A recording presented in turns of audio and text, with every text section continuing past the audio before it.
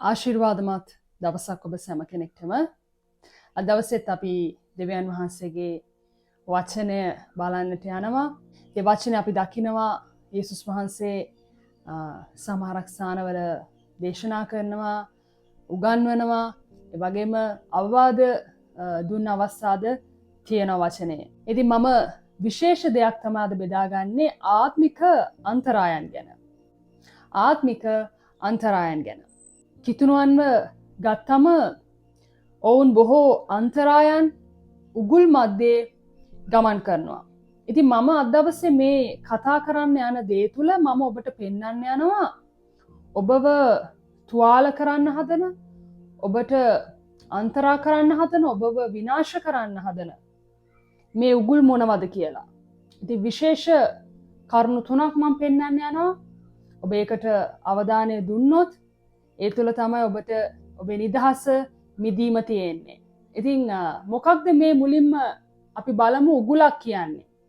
අපි දන්නවා කැලෑවක සත්තුන්ව අල්ලන්න, මස් වලට ගන්න, දඩයම් කරන්න දඩයම් කරුවෙක් මේ උගුලක් දානවා. ඉතින් සත්තු ඇවිදිද්දි දුවගෙන යද්දි කලබලයට මේ උගුල් වලට හසු වෙනවා. මේ වගේ තමයි ආත්මික උගුල් කියන්නේ. ඔබ කලබලෙන් මේවා ගැන තැකීමක් නැතුව මේ කාරණා ගැන දැන් මම මේ කතා කරන්න යන කාරණා ගැන ඔබ අවධානයක් නැතුව ඔබේ ජීවිතේ ගියොත් ඔබ මේ උගුල් වලට හසු වෙන්න පුළුවන්. ඉතින් ඊට කලින් මම අද දෙවියන් වහන්සේගේ දාසියක් විදියට, මිනිසෙක් විදියට ඔබට පෙන්වන්න යනවා මේ උගුල් වලින් ඔබ කොහොමද ගැලවිලා යන්නේ. ඉදිරියට තියනවා නම් ඔබ දැනගත්තොත් මීටර කිහිපයක් ඉදිරියේ උගුලක් තියෙනවා කියලා ඔබ හිතාමතාම ගිහිල්ලා මේ උගුලට පයින්නවද? කවුරුත් එහෙම කරන්නේ නැහැ. එවැනි අඥානෙක්, එවැනි මෝඩ මිනිහෙක් මේ වචනේ අහනවා කියලා මම හිතන්නේ නැහැ. ඉතින් ඔබ ඥානවන්ත දෙවියන් වහන්සේගේ දරුවෙක් විදියට උගුලක් දැක්කොත් ඔබ ඒකට හසු වෙන්නේ නැතුව ඒක මගහරවා යන්න ඔබට පුළුවන් වෙන්න ඕනේ. ඉතින් මම පළවෙනි දේ බෙදා ගන්න කැමති මේ ආත්මික අන්තරායන් යටතේ උඩගුකමේ අන්තරාය. උඩගුකමේ අන්තරාය. අපි බලමු හිතෝපදේශ 16 වෙනි පරිච්ඡේදයේ 18 වෙනි පදය. මොකක්ද අපිට වචනේ කියන්නේ කියලා. විනාශයට පළමුවෙන් උඩගුකමද, වැටීමට පළමුවෙන් අහංකාරසිතද වෙයි. වචනේ හිතෝපදේශ 16:18 කියනවා විනාශයට පළමුවෙන් උඩගුකම කියලා. ඒ කියන්නේ පැහැදිලිව මිනිස්සෙක් විනාශ වෙනවා නම් විනාශ වෙන එක තැනක් තමයි මේ උඩගුකම කියන එක. මොකක්ද මේ උඩගුකම කියලා කියන්නේ? කවුද උඩඟු අය? කොහොමද මේ උඩඟු කෙනෙක්ව හඳුනගන්නේ? ඔබත් උඩඟු කෙනෙක්ද? උඩඟුකම කියලා සරලව ගත්තොත් තමාට හිමි නැති ස්ථානයක්, පුටුවක්, ආසනයක් තමා බලාපොරොත්තු වෙනවා. මේක මිනිස්සෙක්ගෙන් එකපාර ඔබට පිටස්තරෙන් බැලුව පමණින්ම ඔබට විනිශ්චය කරන්න බෑ මෙන්න මෙයා උඩඟු කෙනෙක් කියලා. නමුත් මේක තමයි සරලව ගත්තම හොඳම උදාහරණය තමයි බයිබලයේ ලුසිෆර්ගේ චරිතය. මම හොඳ නිසා, මම ලස්සන නිසා, මම උගත් නිසා, මට දක්ෂතා තියෙන නිසා තමාව උසස් කරගන්නවා තමා විසින්ම. විනාශයේ මුල තමයි උඩඟුකම.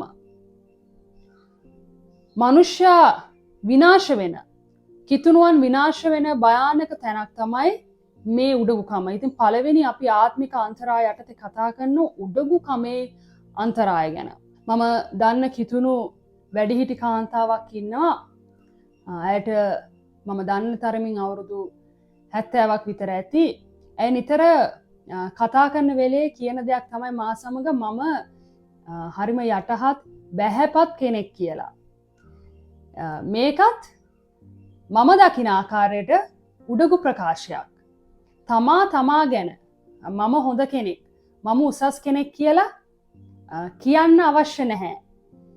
තමා වටා ඉන්න මනුෂ්‍යයන්, ඔබව දකින මනුෂ්‍යයන් ඔබේ පළවලින්, ඔබේ කතාබහ, ඔබේ හැසිරීම තුලින් ඒ අය දකින්න අවශ්‍ය ඔබ ක්‍රිස්තුස් වහන්සේ තුල සැබෑ ලෙස යටහත් මිනිසෙක් කියලා.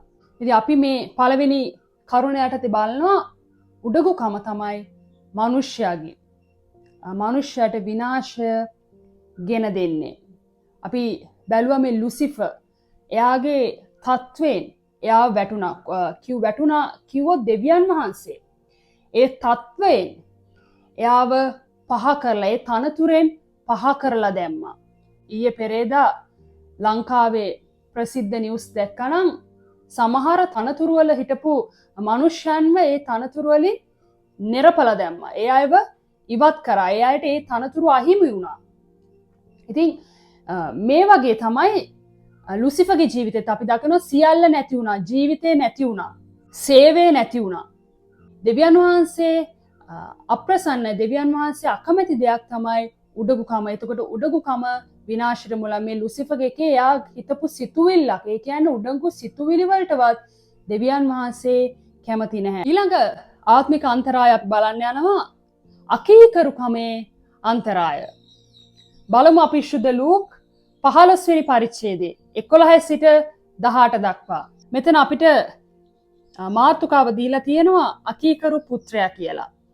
තාත්තට අකීකරු වෙච්ච පුතේගේ කතාවක් තමයි මෙතන තියෙන්නේ. තවද උන්වහන්සේ කියනසේක් එක්තරා මිනිසෙකුට පුත්‍රයෝ දෙදෙනෙක් සිටියෝය. ඔවුන්ගෙන් බාලයා පියාණනි ඔබගේ වස්තුවෙන් මට එන කොටස දෙන්නයි පියාට කීවේය. එවිට ඔහු තමාගේ සම්පත් ඔවුන්ට බෙදා දුන්නේය. නොබෝ දවසකට පසු බාල පුත්‍රයා සියල්ල එකතු කරගෙන දුර රටකට ගොස් එහිදී අවකල් ක්‍රියාවෙන් ජීවත් වෙමින් තමාගේ වස්තුව නාස්ති කළේය.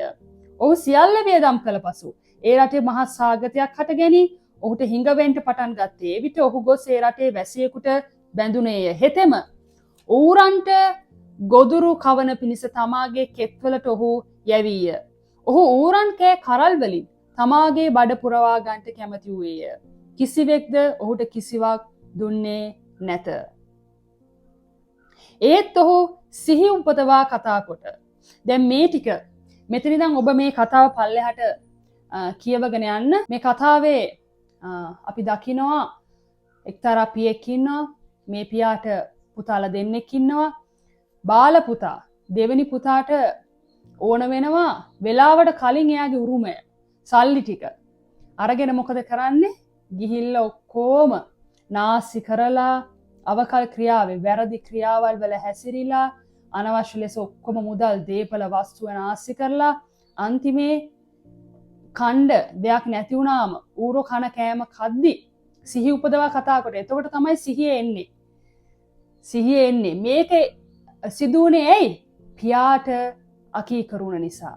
මේක ඔබ විශේෂයෙන් දරුවෙක් නම් මතක තියාගන්න ඕන. ඔබ විවාහ වෙලා නැත්නම් ඔබ දෙමව්පියන්ගෙන් යැපෙන්නේ.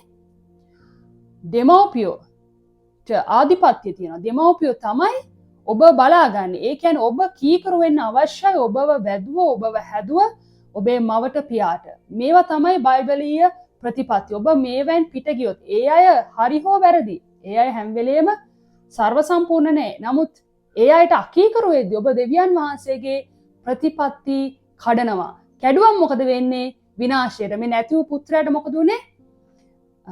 අකීකරු වුණා. තමාගේ පියාට අකීකරු වුණා.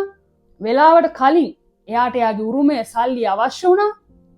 අන්තිමට මොකද උනේ? විනාශ වෙලා, දේවල් නැති වෙලා හිඟ වුණන් පස්සේ සිහිය එනවා, කල්පනාව එනවා.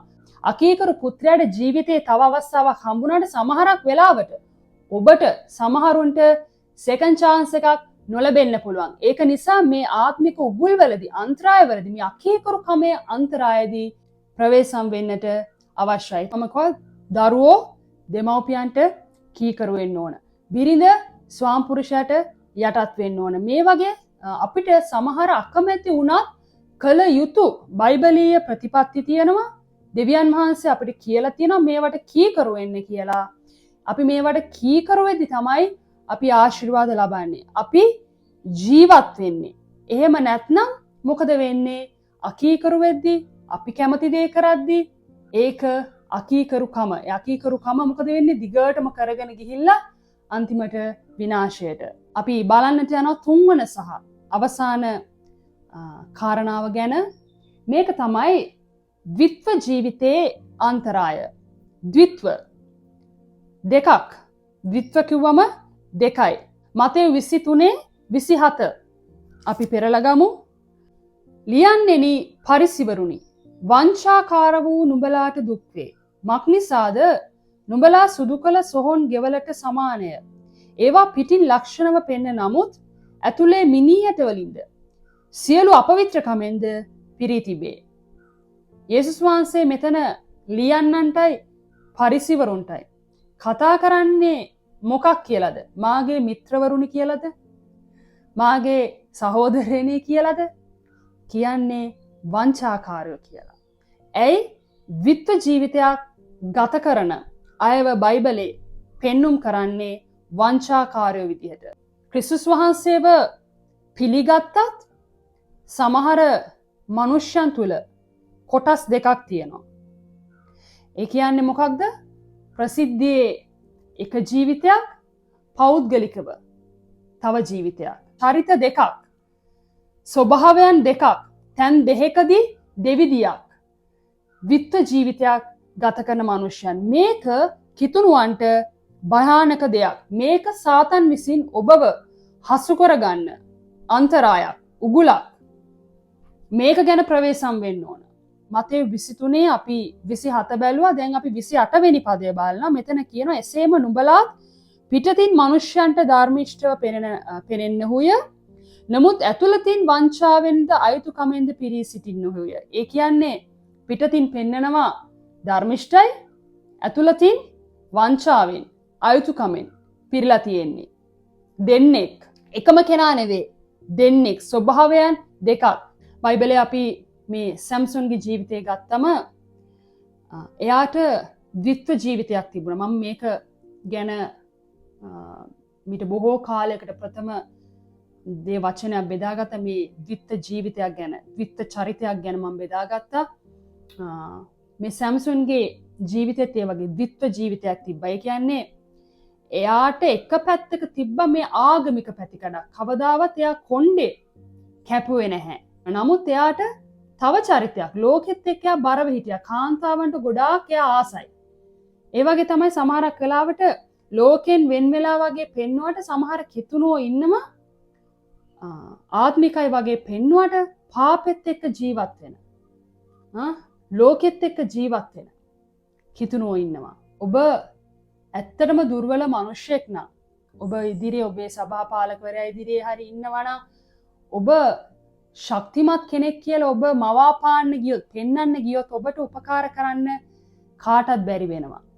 ඒකයි අර හැම වෙලෙම සැබෑ කෙනා ඔබේ ඉන්න ස්වභාවය, ඒ චරිතය ඔබ පෙන්වන්න ඕනේ. දෙකක් ඔබ පෙන්වන්න ගියොත් මං කිව්වා ප්‍රසිද්ධිය එකයි, පෞද්ගලික ජීවිතය එකයි වුණොත් ඒකත් විනාශයට ඔබව ගෙනියන්නේ. ඒ දෙවියන් වහන්සේත් එක්ක අපිට මේ කිතුණු ගමනේදී සෙල්ලම් කරන්න බෑ.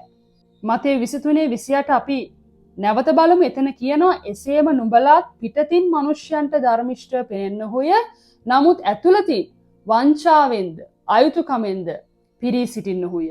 මම මේ කොටස කියලා අවසන් කරනවා. මේක මොකද මේක අපේ 3 වෙනි කරුණ විත්ව ජීවිතයේ අන්තරාය ගැන. මම කලින් කිව්වා මේ ප්‍රසිද්ධියේ ඉද්දී ඊටමත් යහපත්, හැබැයි පෞද්ගලික ජීවිතේ වෙනස්. ප්‍රසිද්ධියේ ඉද්දී එක චරිතයක්, ඔබ පෞද්ගලික ඔබ නිවසේ ඉද්දී තව චරිතයක්. මට හිටියා මීට වසර ගණනාවකට කලින් හොඳ ඉහෙලියක්, තවමත් ඒ හොඳ ඉහෙලියක් මගේ මව් සභාවෙ ඉද්දී. ඉතින් මේ දවසක් අපි කමින් සිටියේදී ඇය මට කිව්වා, "කෙන්නේ ඔයා දන්නවද අපේ තාත්තා පල්ලියේ මිනිස්සුන්ට හොඳ වුණාට අපේ ගෙදරට නම් අපිට නම් යකෙක් කියලා කිව්වා. යක්ෂයෙක් වගේ හැසිරෙන්නේ කියලා." මම මේ ඇය කරපු ප්‍රකාශන පුදුම වුණා. මොකද මේකට හේතුව එයාව දැක්කම, මගේ යෙහෙලියගේ පියාව දැක්කම මිනිස්සුන්ට උදව් කරනවා. කාව හරි දැක්කොත් කැන්ටිමට අරගෙන ගිහිල්ලා කෑම කන්න අරන් දෙනවා. නමුත් ගෙදර බිරිඳට කෑ ගහනවා, දරුවන්ට දරුවෝ බයයි තාත්තේ කියලා ළඟට යන්න, යක්ෂයෙක් වගේ හැසිරෙනවා කියලා. මේක චරිත දෙකක්. ඔබ ප්‍රසිද්ධිය පෙන්නනවා හොඳ චරිතයක්, ඔබ නිවසේ ඔයක අනිත් පැත්ත චරිතයක් ඔබේ. මේ වගේම තමයි මේකේ අනිත් පැත්ත. සමහර බිරින්දෑවරු ඉන්නවා තමාගේ ස්වාමිපුරුෂයාට වඩා සභාවේ පාලකවරයාට ගරු කරන පල්ලියට ආම තමා බොහෝ ආත්මිකයි කියලා පෙන්නනවා. අන්‍ය භාෂාවෙන් වැඩිපුර කතා කරන මම ආත්මිකයි. හැබැයි නිවසේදී ස්වාම පුරුෂයාට ගරු කිරීමක් නැහැ. බත් එක බෙදලා දෙන්නේ නැහැ. තේ ටිකක් දෙන්නේ නැහැ. වතුර ටිකක් ළඟට දෙන්නේ නැහැ. මේ චරිත දෙකක්. ඉතින් මෙවැනි ආත්මික අන්තරායක ඔබ ඉන්නවා නම් ඔබ ප්‍රවේශම් වෙන්න ඕන. දෙවියන් වහන්සේ අද ඔබට කතා කරනවා මේවා තමයි සතුරා විසින් ඔබව නොදැනීම හසු කරගන්න උගුල්. මම කව උගුලක් කියන්නේ කිය පෝස්ටර් ගගහ තියෙන්නේ. ඔබ යද්දි ඔබ වැටෙනවා, ඔබ හසු වෙනවා. සමහරක් අය කවදාවත් ඒ වලෙන් ඒ උගුලෙන් එන්න නොහැකි වෙයි. මං කව අකීකරු පුත්‍රයාට අවස්ථාවක් හම්බුණා. සමහරක් වෙලාවට ඔබට හම්බෙන්නේ නැති වෙයි. ඒක නිසා අද දවසේ මේ ගැන කල්පනා කරන්න. උඩගු කමේ අන්තරාය, අකීකරු කමේ අන්තරාය, ද්විත්ව ජීවිතයේ අන්තරාය. මේ කාරණා තුනම දෙවියන් වහන්සේ විසින් පිළිකුල් කරන දේවල්. මේක කිතුණුවන්ට නුසුදුසුයි. ඔබ මේවට හසු වෙලා ඉන්නවා නම් ඔබ මේකෙන් එළියට එන්න. අද දවසේ තීරණයක් ගන්න. මම යටහත් මිනිසෙක් වෙනවා. මම කීකරු කෙනෙක් වෙනවා. මම එක චරිතයක් තියෙන, සැබෑ ලෙස හැසිරෙන, දෙවියන් වහන්සේ ඉදිරියේ හරිව ගමන් කරන මිනිසෙක් කාන්තාවක් වෙනවා කියලා. එවැනි අයට තමයි දෙවියන් වහන්සේ ආශිර්වාද කරන්නේ. එහෙම ඔබ හරි නිවැරදි තීරණ ගදී අනිත් හැමදේම ලස්සනට පෙළ ගැහෙනවා. නමුත් ඔබ අකීකරු වෙලා, උඩඟු වෙලා, ඔබත් කැරලිකාර වෙලා, ඔබත් චරිත දෙකක් පෙන්නගෙන දිගටම ගියොත් මොකද වෙන්නේ? විනාශයේ මාර්ගයට තමයි ඔබව ගෙනියන්නේ. ඒකට දෙවියන් වහන්සේ වග කියන්නේ නැහැ. ඔබ විසින්ම ඔබේ මාර්ගය තෝරගන්නවා. ඉතින් අද දවසේ මම විශ්වාස කරනවා මේ අපි කතා කරපු දේ ඔබට ආශිර්වාදයක් වුණා කියලා. ඔබේ යම් කෙනෙක්ගේ ඇස් ඇරෙන්න අද දවසේ මේක උපකාරයක් වුණා කියලා. ඉතින් මේ සතියේ මම ආශිර්වාද කරනවා යම් තීරණ ඔබට ගන්න, දෙවියන් වහන්සේ ඉදිරියේ ගන්න කරුණාව ලැබෙන පිණිස පසුතැවිලි වෙලා හැරිලා දෙවියන් වහන්සේත් එක්ක ශක්තිමත් ගමන් කරන්න. ඔබ සෑම කෙනෙක්ටම ආශිර්වාදමත් ජයග්‍රාහී සතියක්.